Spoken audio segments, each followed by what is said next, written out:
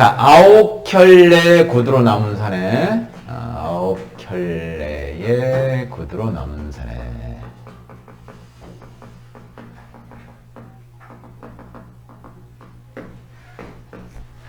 폈습니까? 윤흥길이라는 사람이 있었고, 9켤레의 구두로 남은 사내는 제목 자체가 상징하는 의미가 상당히 커요. 여기 이 주인공으로 등장하는 권씨라는 사람이 70년대 때, 우리가 70년대 가장 대표적으로 일어났던 게 뭐지? 얘들아, 1970년대 때 가장 대표적으로 일어났던 것? 그렇지. 산업화 하나 더. 도시화.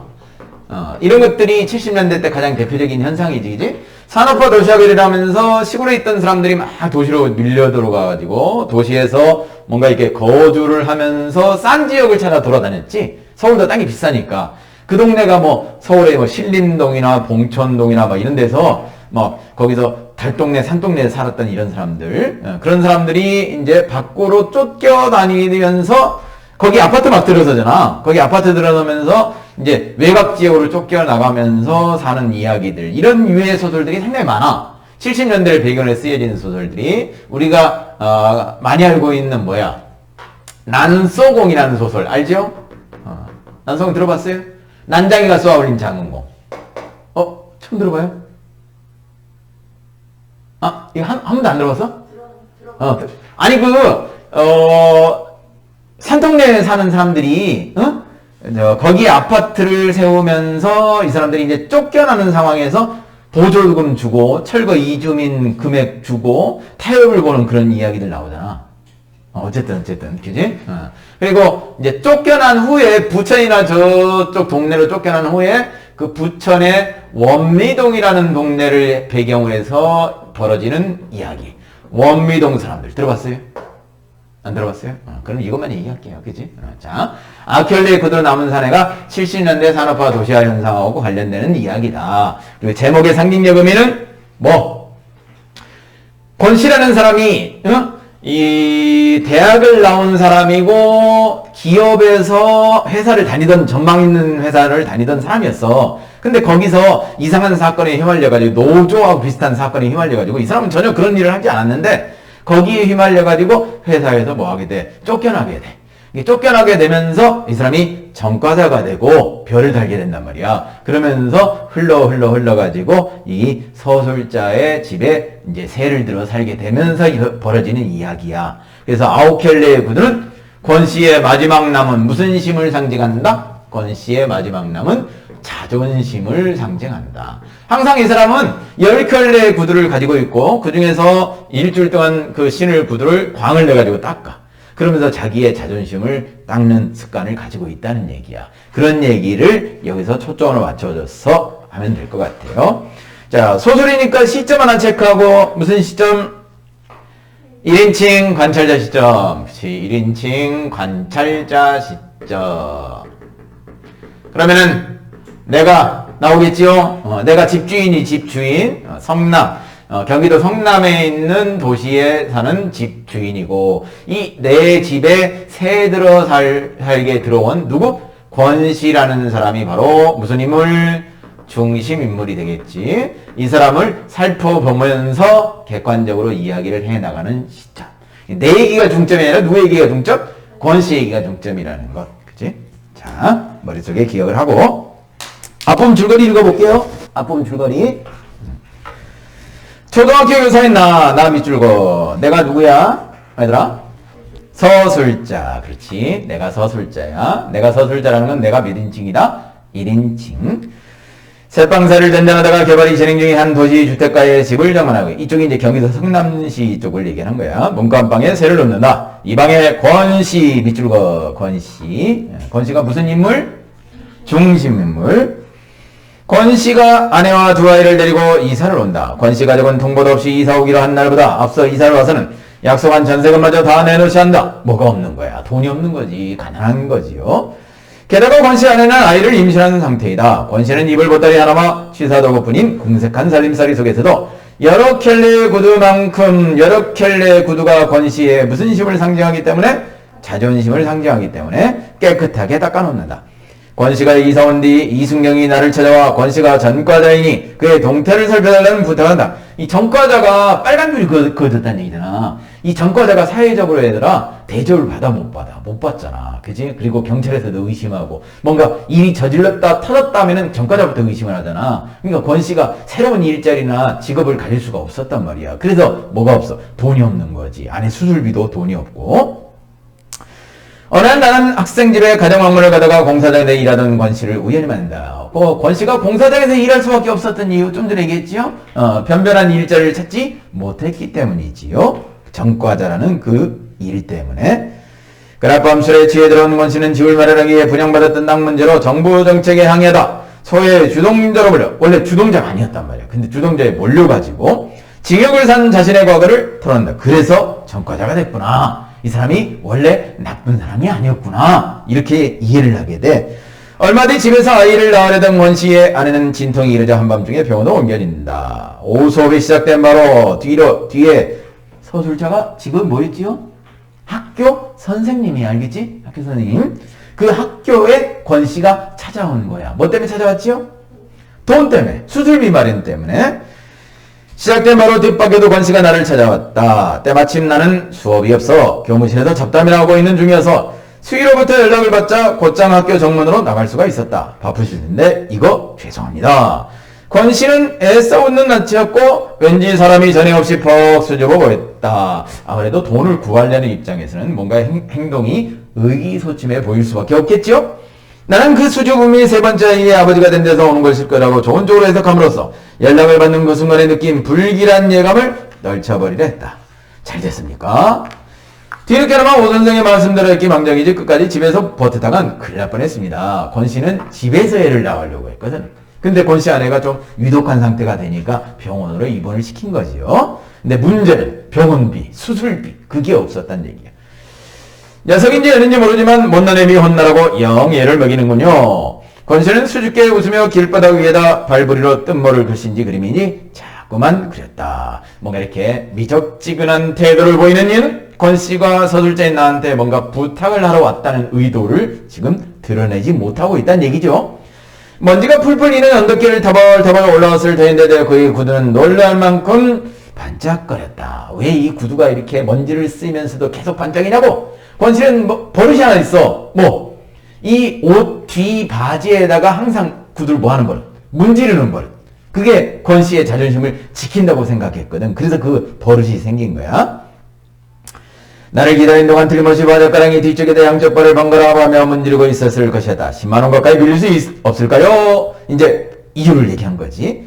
밑도 끝도 없이 그는 이제까지 수줍음이 싹가시고 대신 도발적인 감정 같은 걸로 그득 채워진 얼굴들로 내면전에 대고 부르짖었다. 담배 한 대만 꾸자는 식으로 10만원 소리가 험하게도 나왔다. 70년대니까 얘들아 10만원이면 작은 돈이야 큰 돈이야? 큰 돈이지 그지? 근데 왜 이렇게 도발적인 감정 같은 걸로 가득 채워진 얼굴로 욕을 했냐고? 권씨가 자존심 하나만 지키고 살아온 사람이잖아. 자기가 어떤 비굴함을 가진 태도를 보이기가 싫었다는 얘기겠지요.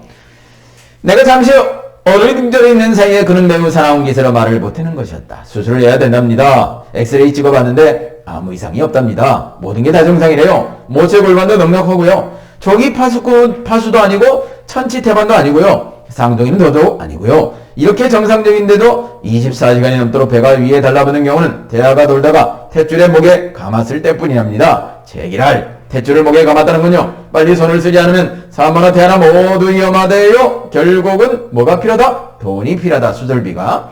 어색하게 들린 것은 그가 제기랄을 씹어대는 그 대목뿐이었다. 평상시에 권씨답지 않은 그 말만 빼고는 그럴 수 없이 진지한 이야기였다. 아니다.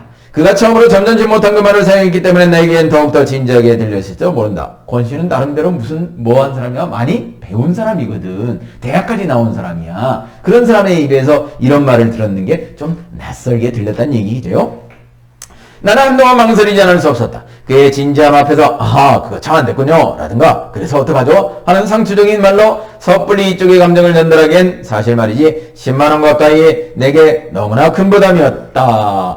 학교 선생님이 돈이 그렇게 많이 벌지는 못하잖아. 10만원이 엄청나게 큰 돈이었거든. 그 당시 월급이 뭐 100만 원도 안 됐을 시절이니까. 근데 그런 돈을 금방 구할 수 있는 능력이 서술자한테도 좀 없었다는 얘기야. 상당히 큰 부담이었다는 얘기겠죠.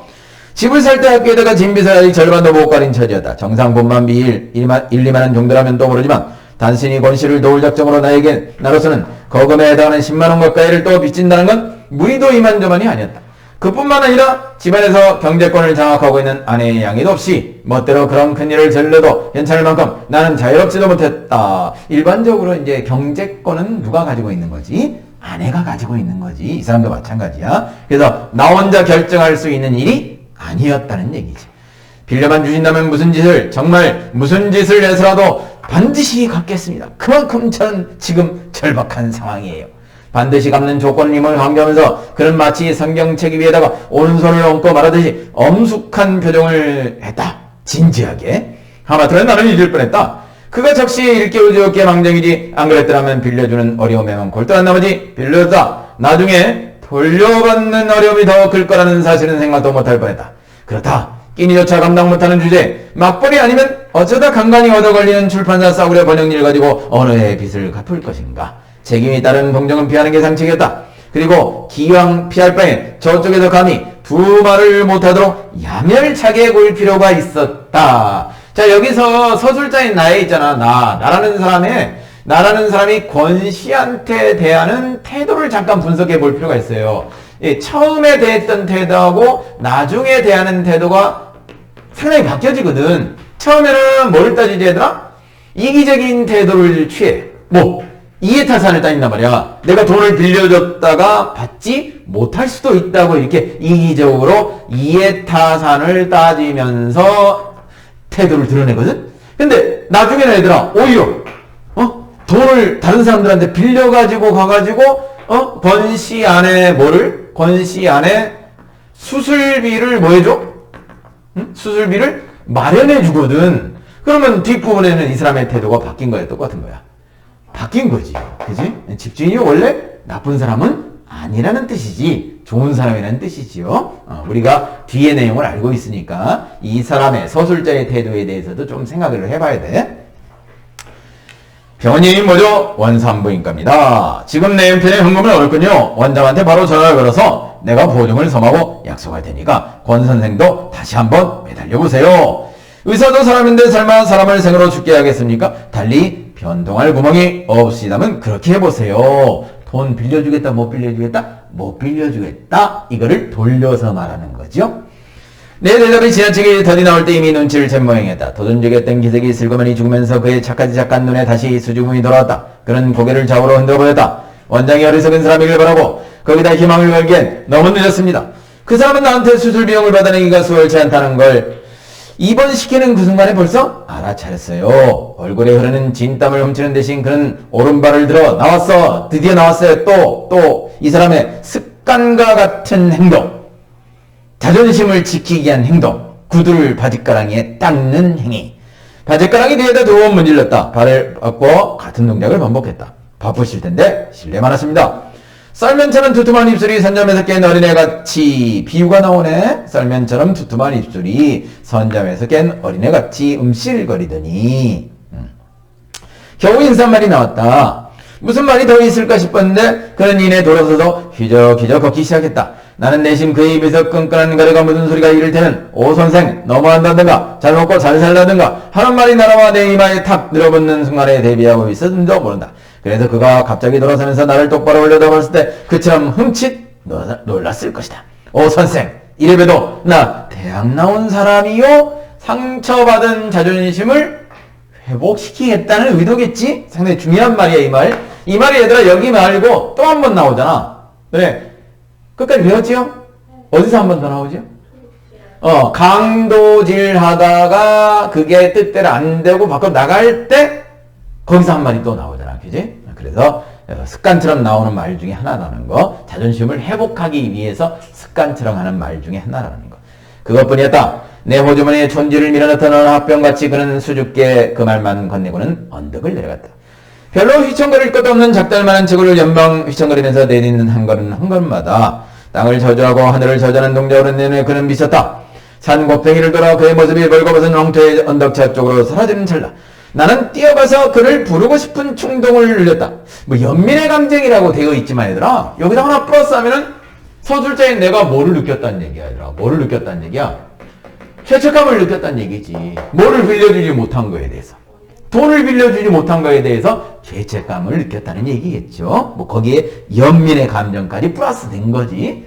죄책감에다가 연민까지 플러스 된 거야. 돌팔매질하다 말고 뒤집혀진 3년차로 달려들어 아기아기 참외를 깨물어 먹던 군중을 목격했을 당시처럼 권씨는 이건 완전히 나체고 나는 느낌이 팍 들었다. 그리고 내가 그에게 암만의 빚을 지고 있음을 버뜩 깨달았다. 전셋돈도 일종의 빚이라면 빚이었다. 왜 더 좀 더 일찍이 그 생각을 못했니 모른다. 너네 전셋돈이 어떻게 책정되는지 알지?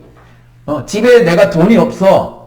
집을 살 돈이 없단 말이야. 그러면 내가 집을 구해서 살아야 되는데 여러 가지 방법이 있잖아. 그지? 전셋돈은 뭐야? 그 집에 보증금 뭐 한 1억 정도 아니면 5천만 원 정도를 내고 거기서 그냥 사는 거지. 월세는 또 다르지, 그지? 뭐 보증금을 더 낮게 책정하고 다달이 내가 또 주인한테 얼마씩을 내는 거지, 그지? 그런 거를 전셋돈, 월세돈이라고 얘기를 해요. 어쨌든 전셋돈은 누가 가지고 있는 거야? 일단 권 씨의 전셋돈은 누가 가지고 있는 거야? 집주인이 가지고 있는 거잖아. 그래야 나중에 나갈 때 돌려줄 거 아니야. 그러면 권 씨의 돈을 이 사람이 가지고 있다는 걸 깨달은 거야. 그 돈이 일종의 뭐가 되는 거야? 담보가 될 수 있는 거지. 그러면 이 사람이 빌려줬을 거란 얘기지요. 그래. 원수 한부인과에서는 만단의 수술 준비를 갖추고 보증금이 도착되기만을 기다리고 있었다. 학교에서 우역다짐을 후련한 가불에다 가까운 동네들의 주머니를. 자, 여기 이 부분이야. 이 부분이 아까 쌤이 얘기했던 부분. 집주인의 태도가 권 씨 안에 수술비를 마련하는 이 태도로 바뀐다는 거. 이해타산적인 태도에서 뭔가 은혜를 베푸는 이런 태도, 그런 태도로 바뀐다는 거. 일금 10만원을 건네자 금태의 마비츠 안경을 쓴 원장. 이 원장의 모습을 묘사하는 이런 부분. 원장의 뭐를 알 수 있어요? 성격을 알 수 있지, 성품을 알 수 있지요. 원장은 어떤 사람이라는 거, 뭐를 중시하는 사람이라는 거. 얘들아, 이 사람은 돈 아니면은 수술 안 시켜주는 사람 아니야. 그리고 돈을 밝히는 사람이지. 그리고 원장이 조금 이따 이런 얘기를 해. 새빵 주인이 돈을 가지고 와가지고 수술비를 마련한 거에 대해서 혀를 차. 아니, 어떻게 새빵 주인이 새빵살이 하는 사람의 수술 보증금을 대줘? 이해가 안 되는 거야. 그러니까 원장 입장에서는 자기는 뭐가 최고라고 생각하는 사람? 돈이 최고라고 생각하는 사람이지. 어떤 사람이에요? 이 사람은 속물적인 사람이지. 맞죠? 뭐를 많이 밝히는 사람, 돈을 많이 밝히는 사람.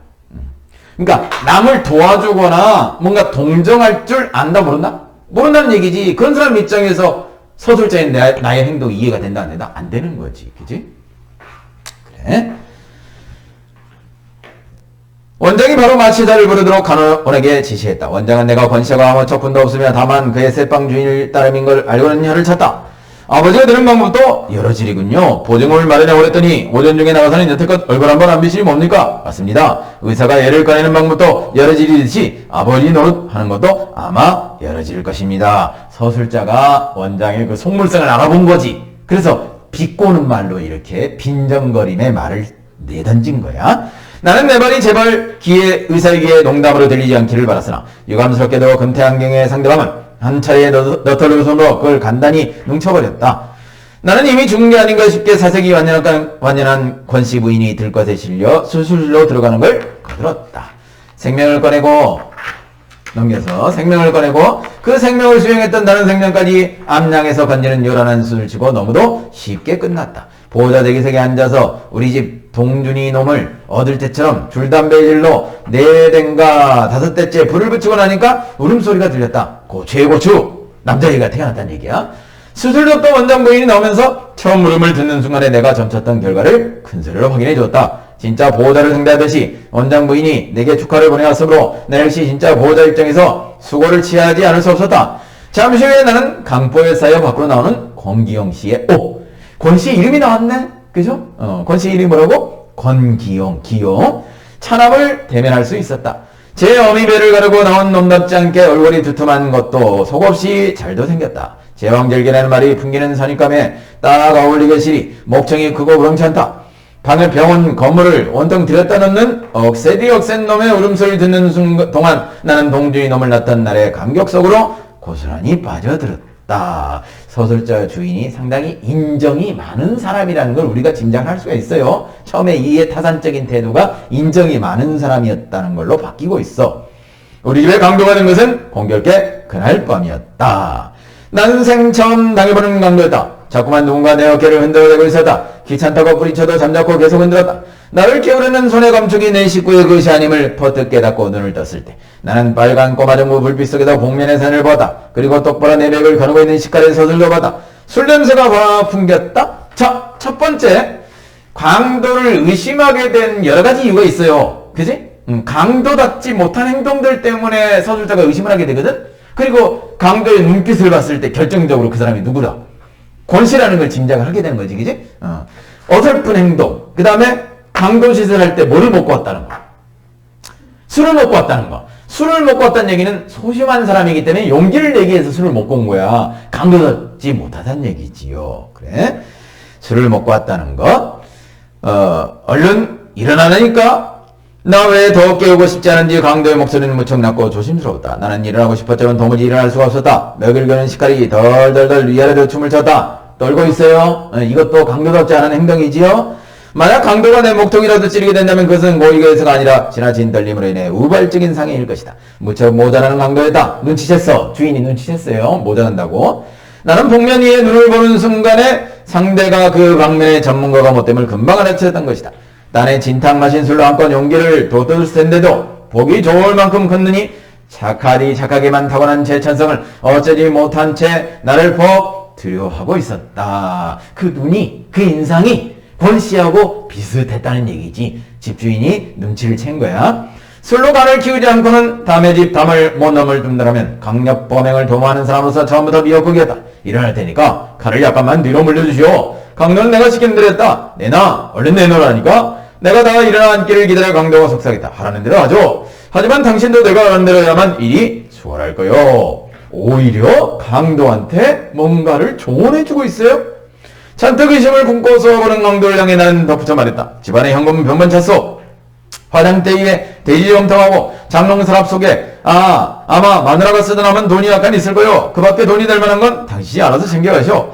강도가 더욱 의심을 두고 경고히 움직이려 하지 않았으면 나는 이시함삼아 조금 신경질을 부려보았다. 마누라가 깨서 한바탕 소동을 벌여야 시원하겠어? 난 채지기 전에 나를 믿고 일러준 대로 하는 게 당신에게 이로울 거요. 아까도 얘기했지만 오히려 강도를 뭔가 이해시키고 안심시키려는 서술자의 태도가 보이고 있지? 그건 벌써 서술자가 그 강도가 누구라는 걸 짐작하고 있다는 얘기야. 권씨라는 것을. 한 차례 길게 심호흡을 뽑은 다음 강도는 마침내 결심을 했다는 듯이 이부자를 돌아 화장대 쪽으로 향했다. 얌전히 여기 또 강도의 실수. 구두까지 벗고 양말바림으로 들어온 강도의 발. 이거 세상에 강도가 신발 벗고 들어오는 강도가 어딨어요? 어설픈 강도지요? 발을 나는 그때 빌어서 볼 수 있었다. 내가 그렇게 염려했는데는 강도는 와들와들 떨리는 다리를 옮기다가 그만 부주의하게 동준이의 발을 밟은 모양이었다.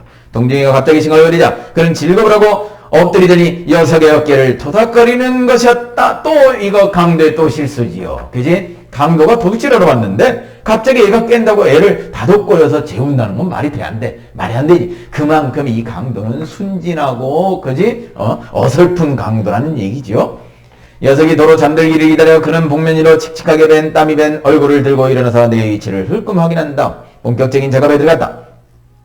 터지는 웃음을 꼭 참은 채 강도의 애교스러운 행각을 시종 주목하고 있던 나는 살그머니 상체를 움직여 동지를 잠재울 때 이부자리 위에 떨어뜨린 식칼을 또 강도의 어설픈 행동이 드러나지요. 지금까지 강도의 어설픈 행동이 한두 가지가 아니야. 그 모든 어설픈 행동이 바로 순진한 사람이라는 거, 그리고 강도답지 않은 행동을 보였을 때 이 사람이 서술자가 눈치를 챘다는 거, 여러 가지 이유가 있겠죠. 연장을 이렇게 함부로 굴리는 걸 보니 당신 명령이 얼마나 되는지 알만합니다. 내가 내미는 칼을 보고 그는 기절할 만큼 놀랐다. 나는 사람 좋게 웃어 보이면서 오히려 집주인이 강도가 긴장을 하고 있는데 집주인이 뭐야? 여유가 있어. 그리고 오히려 큰 소리를 치잖아? 강도가 큰 소리를 쳐야 되는데 집주인이 더 큰 소리를 치고 여유있게 행동을 해. 그러니까 강도 입장에서 더 놀랄 수밖에 없지. 칼을 받아가라는 눈짓을 보냈다. 칼까지 줘요. 강도를 위해서 배려하는데 칼까지 떨어지니까 다시 주소. 그는 겁에 질려 감시 망설이다가 내 재촉을 받고 후다닥 달려들어 칼자루를 낚아채가지고는 다시 내 맥을 거녔다. 그가 고의로 사람을 찌를 만한 위인이 못 되는 줄 일찍이 간파했기 때문에 나는 칼을 되돌려 준 걸 조금도 후회하지 않았다. 이미 강도의 그 속성이나 뭐 성격 같은 걸 다 파악한 거지. 아니다 그럴까? 그는 식칼을 옆구리 쪽에 허리띠에 차더니만 몹시 자존심이 상한 표정이 되었다. 도둑맞을 물건 하나 제대로 없는 주제에 이죽거리긴. 그래서 경험 많은 친구들은 우리 집을 거들떠도 안 보고 그냥 지나치죠. 누군 뭐 들어오고 싶었나? 피치 못할 사정 때문에 어쩔 수 없이 나는 강도를 안심시켜 편안한 마음으로 돌아가게 만들 조례기라고 판단했다. 그 피치 못할 사정이라는 게 되게 그렇습니다. 가령 식구 중에 눈가 몹시 아프다든가 빚에 몰려서 자, 이 얘기를 하는 서술자는 이제 확신하고 있지. 그 강도가 누구라는 걸, 권씨라는 걸 확신하고 있어요. 그 순간 강도의 눈이 의심의 빛으로 가득 찼다. 서술자가 집주인이 내 정체를 알고 있는 거 아니야? 이렇게 의심을 한 거죠. 분개한 나머지 이가 딱딱 맞을 정도로 떨면서 그는 대청 마들을 향해 나갔다. 왜? 자존심의 상처를 크게 입은 거지요? 내 상을 상했지요? 내 옆을 지나쳐갈 때 그의 몸에서는 역겨울 만큼 술 냄새가 막 풍겼다. 그가 어둥지둥 끌어안고 나가는 건 틀림없이 갈기갈기 찢어진 한 줌의 자존심일 것이었다. 애당초 의도했던 바와는 달리 내 방법이 결국 그를 편안하게 하긴커녕 외로 더 낭패게 만들었음을 깨닫고 나는 그의 등을 향해 말했다. 어렵다고 혹 외로우란 몸은 없어요. 혹 누가 합니까? 당신도 모르는 사이에 당신을 아끼던 어떤 이웃이 당신의 어려움을 덜어주었을지? 개수장마. 그따 이웃은 없다는 걸 난 똑똑히 봤어. 난 이제 아무도 안 믿어. 자신이 부탁한 것을 들어주는 사람이 아무도 없었어. 그러니까 난 좌절감을 느끼고 있어.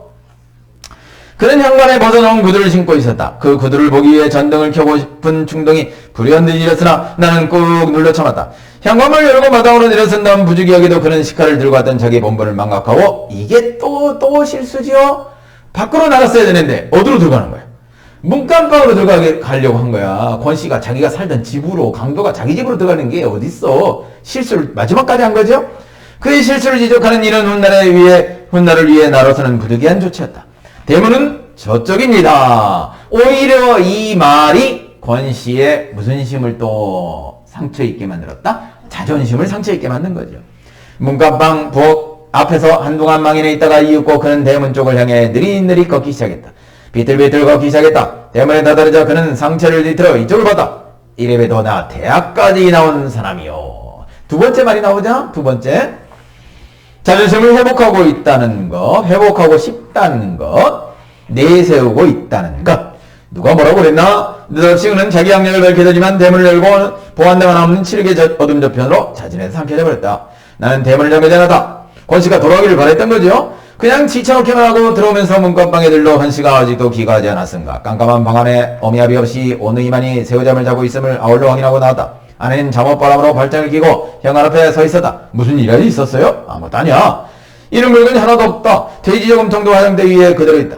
아무것도 아닐 수밖에. 다시 잠들기 전에 나는 아내에게 수술 보증금을 대납해준 사실을 비로소 얘기했다. 한참 말이 없다가 아내가 벽 쪽으로 슬그머니 돌아누웠다. 뗄 년은 없어. 전세돈이 있으니까. 역시 아내는 경제적 관념이 조금 철저해지지. 무슨 일이 있었군요. 아내가 다시 이쪽으로 돌아누웠다. 우리 집에 들어왔던 한 어리숙한 강도에 관해서 나는 끝내 한마디도 내비치지 않았다. 이튿날 아침까지 권씨는 귀가에 있지 않았다. 출근하는 길에 병원에 들려봤다. 수술 보증금을 구하러 병원 문 밖을 나선 이후로 권씨가 거기에 재차 발걸음을 한 흔적은 어디에서도 찾아볼 수 없었다. 그 다음날도 권씨는 귀가하지 않았다. 그가 행방불명이 된 것이 이제 분명했다. 그리고 본인은 그게 아니었다 해도 결과적으로 내 방법이 매우 졸려했음에도 이제 확연히 밝혀진 셈이었다. 내가 권씨를 뭔가 위에서 위로한다는 입장에서 한 행동이나 말들이 오히려 권씨한테 뭐를 주었다? 상처를 주었다는 것. 복면리로 드러난 두 눈을 보고 나는 그가 다름 아닌 권씨임을 대뜸 알아챌 수 있었다. 밝은 아침에 술이 깬 권씨가 전처럼 나를 떳떳이 대할 수 있게 하자면 복면의 사내를 끝까지 강도로 대화하는 그 일뿐이라고 판단했었다. 그래서 아무 일도 없었던 듯 병원에 찾아가서 죽지 않은 아내와 새로 얻은 세 번째 아이를 만날 수 있게 되기를 기대했던 것이다. 현관에서 그의 구두를 확인해보지 않은 것이 뒤늦게 후회되었다. 그 구두를 통해서 권씨의 심리 상태를 짐작해 볼 수 있었기 때문에 구두를 확인하려고 했던 거지요. 문간방으로 들어가던 그를 차갑게 일깨준 것이 영 마음에 걸렸다.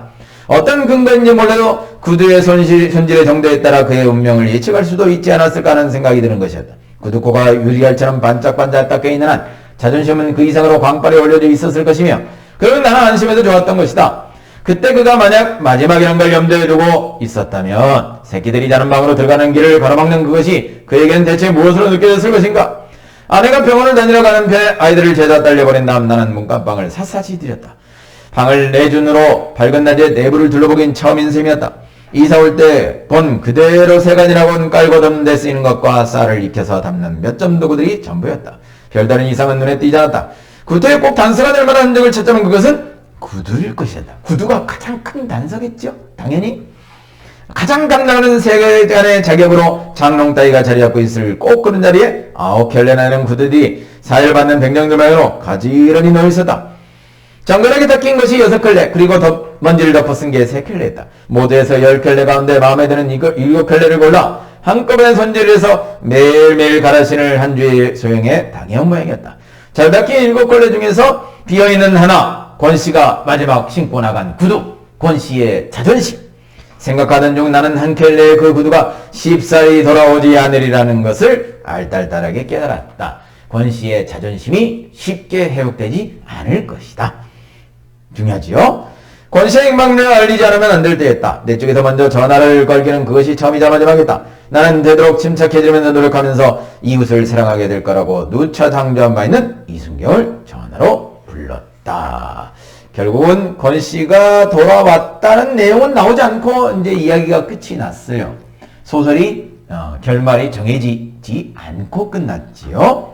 그 내용을 생각해보면서 우리가 학습활동으로 잠깐 볼까요? 학습활동에 중요한 거 있는지?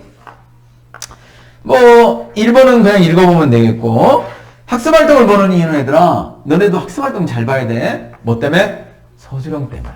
서술형이 학습활동에서 중요하게 가장 많이 출제되는 부분이 학습활동이야. 머릿속에 항상 그걸 인식하고 있어야 된다. 너네 객관식만 얘들아 준비하다가 서술형 때문에 망하는 경우 많다. 알겠지? 준비 많이 해주세요. 2번, 권씨의 말이나 행동에 드러나는 성격. 뭐 이거는 좀 전에 지문 읽으면서 파악했던 거니까. 오른쪽에 뭐 이웃에게 연민을 느끼나 자신의 안락한 삶을 포기하지 않으려 한다. 이성적이고 냉정한 면모가 있는 거는 앞부분이었지, 그지? 근데 뒷부분에는 이 서술자인 나가 따뜻한 성격으로 바뀌지요. 몰락한 소시민이지만 지식인의 자존심은 지키려고 한다. 순박하고 착한 성품을 지녔다는 거. 넘겼어. 이 소설에 반영된 서사갈래의 구성 요소를 분석한 후 이 소설의 주제를 파악해보자. 뭐 이것들 중요한 것들이야 이거 얘들아. 이 소설이 등장인물이 처한 상황, 등장인물 사이에 일어난 중심 사건 이런 거 다 정리해야 돼. 이 소설의 구성 단계 중 결말물에 드러나는 특징, 그지? 궁금증을 유발하고 독자에게 깊은 여운을 남기면서 미완의 결말로 끝난다. 뭐 이거 서술형 문제잖아. 결말을 이렇게 미완의 결말로 끝낸 이유에 대해서 서술하시고 이렇게 얘기가 문제를 출제될 수 있을 거니까 잘 기억을 해주세요. 이 소설의 주제가 뭐 제일 중요한 거지요. 산업화가 진행 중인 도시 변두리에 살고 있는 권씨의 모습을 통해 도시화 산업화 과정에서 소외된 소시민의 힘겨운 삶을 살자로 드러내고 있다. 아울러 권씨가 처한 상황이 개인적 문제에서 비롯된 게 아니라 당시 사회 모순에서 비롯된 요거 중요한 애들아. 요거 결코 권씨 혼자의 개인적 문제가 아니라 당시 사회 모순에서 비롯됐다는 점을 이야기함으로써 산업화라는 화려한 국가 발전 이면에 소외된 이들에게 가해진 사회적 폭력을 고발하고 있다. 권씨가 자기가 의도하지 않았는데 전과자가 된 거잖아. 그게 사회적으로 가해진 개인에 대한 폭력이었다는 얘기지. 이것도 중요하네. 이거 잘 알아두세요. 예? 2번, 소설에도 또 갈등 중요하잖아. 갈등 빼놓을 수는 없지요. 나와 권씨의 갈등, 이건 앞부분이겠지, 그쵸? 앞부분 돈을 빌리러 왔는데 그리고 또 강도로 침입을 했는데 뭐 이렇게 행동하는 그 부분. 그 다음에 나의 내적 갈등, 권씨의 부탁을 들어주면 위험할 것 같다, 뭐 이런 것들. 그 다음에 의사하고 연결되는 권씨와 의사의 갈등. 네, 의사는 돈만 벌키는 놈이고 수술비를 가져와야만 수술을 해준다는 말에 권씨가 갈등을 일으키는 내용이지요. 상당히 잘 머릿속에 기억을 해주세요.